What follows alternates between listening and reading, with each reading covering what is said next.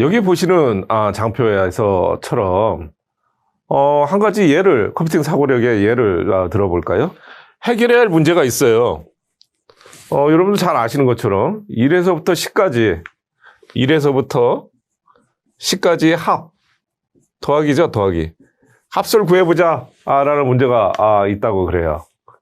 실세계에서 문제의 해결 아마 대부분 사람 뭐 저를 포함해서 대부분의 사람들은 단순 접근 방식으로 문제를 해결을 할 거예요. 단순 접근 방식이 뭐예요?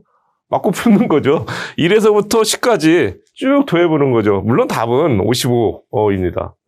근데 뭐 IQ가 굉장히 높은 소위 우리들이 영재, 뭐 천재라고 하는 IQ 한 150 넘으신 분들은 산무 접근 방식이 다르다고 그럽니다.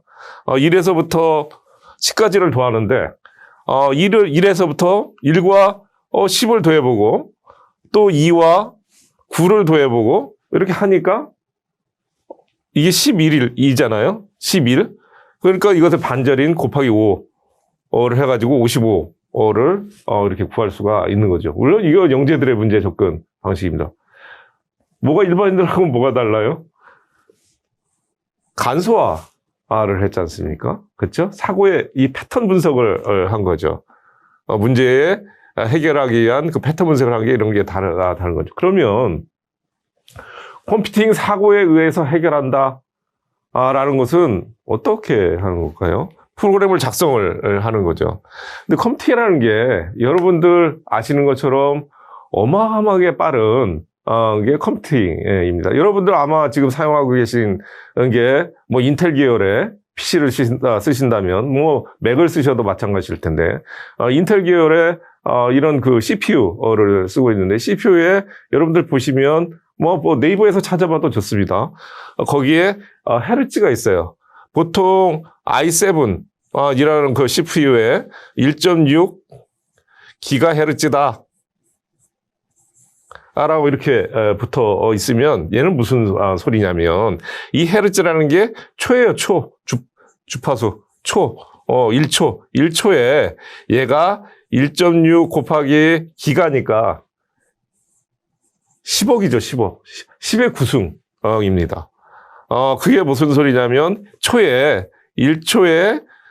이게 16억 번을 계산을 한다 라는 겁니다. 얼마나 빠르게 계산을 할 수가 있겠습니까? 그래서 실제 여러분들이 컴퓨팅을 하면 컴퓨팅을 사용하면 단순한 접근 방식으로 문제를 해결하더라도 컴퓨터는 충분히 여러분들한테 빠른 문제의 그 해결에 답을 줄 거다라는 겁니다. 그런데 이게 복잡해진다. 그러면 좀 문제가 달라지죠. 그렇죠? 훨씬 더 복잡한 세상에는 훨씬 복잡한 문제들이 많이 있으니까 그러면 그때는 문제 해결하는 거에 단순화가 필요한 거 아니겠습니까? 그래서 이런 단순화하는 방법에 대해서 컴퓨팅 사고력에 대해서 같이 공부를 할 겁니다. 문제란 처음에 뭐냐라는 이상과 현실 사이의 갭을 정리하는 게 문제다. 라는 것을 말씀을 드렸고, 문제는 어떻게 해야 된다? 나눌 수 있는 단위까지 분해를 해야 된다. 라고 말씀을 드렸고요. 그 다음에 이것의 이 나눠진 문제에 대해서 패턴을 따져봐야 된다라는 겁니다. 그 다음에 제가 고양이 그림 여러 차례 보여드렸지 않습니까? 주어진 문제를 복잡한 이런 문제를 단순화할 필요가 있다. 이걸 추상화라고 한다. 라고 말씀을 드렸고, 이게 패턴 인식, 분해, 추상화 이런 어떤 순서가 있는 것도 아니고 이 세 가지를 다 해야 되는 것도 아니고 이게 문제 해결에 맞게 이런 기법들을 동원을 해서 결국은 뭘 구하기 위한 거다? 알고리즘 이라는 것을 구하기 위한 것이다라는 말씀을 드렸어요. 기억나시죠?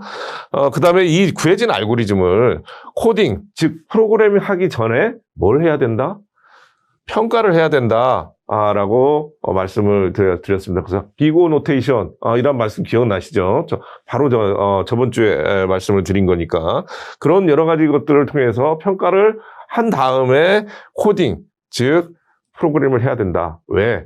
우리 지금 하는 실습들은 굉장히 단순해서 시행착오를 겪고 금방 에러를 잡은 다음에 뭐 이렇게 하겠지만, 실제 여러분들이 기업의 이런 그 뭐 ERP를 구현한다든가, 기업의 업무를 구현한다고 그러면, 이게 아주 대규모의 맨먼스라든가 이런 그 시간이 소요되는 일이기 때문에 돈이 많이 드는 일입니다. 그래서 이 알고리즘, 업무 프로세스 설계, 이런 것들이 정확하게 됐는지를 따져본 다음에 평가를 한 다음에 코딩을 해야 된다라는 말씀을 드렸죠.